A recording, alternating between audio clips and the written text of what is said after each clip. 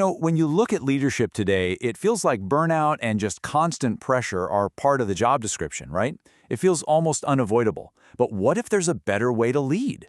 Today, we're going to dive into a totally new model for leadership, a really fundamental shift from a culture of performance to one of presence. So let me just start by asking you this. Does the way you lead, or maybe the way you're being led, does it actually feel sustainable? Or does it feel more like you're on a treadmill, just constantly running and bracing for whatever's coming next? That feeling, that's right at the heart of what we're exploring today.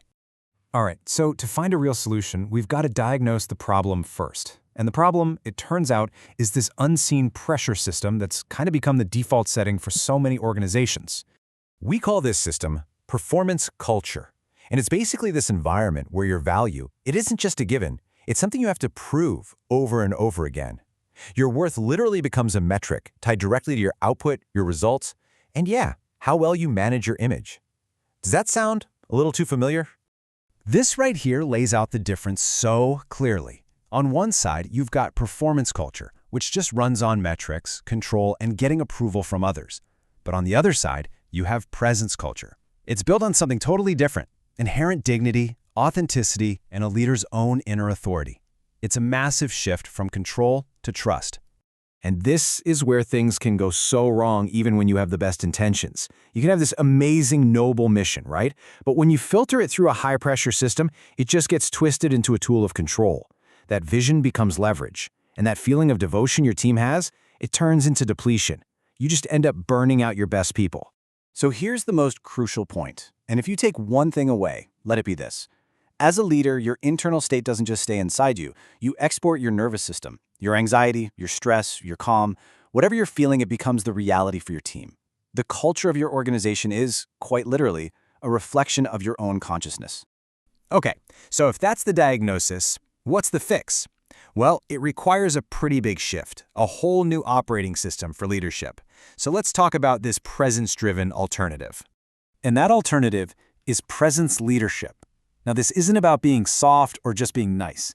It's about leading from a place of regulated authority.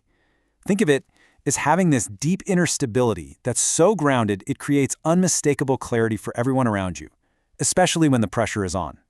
This whole model really works on a single core equation, which you see right here. It all starts with the leader's internal state, their consciousness.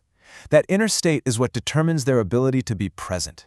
And that presence, it directly shapes the organization's culture. And what happens then?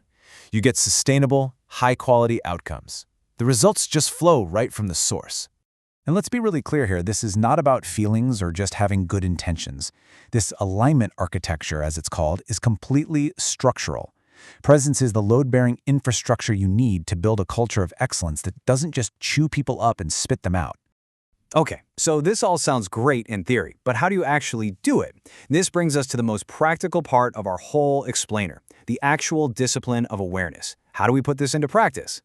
So presence practice is really the engine that makes this whole system go.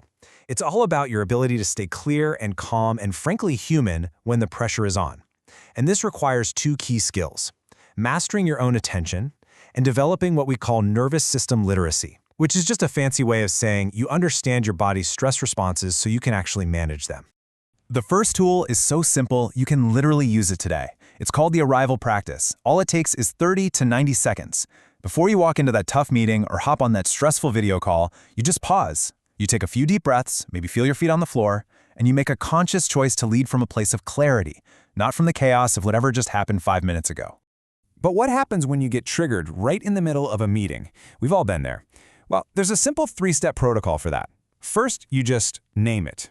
Internally, just say to yourself, okay, I am feeling the need to control this outcome. Just that acknowledgement is huge.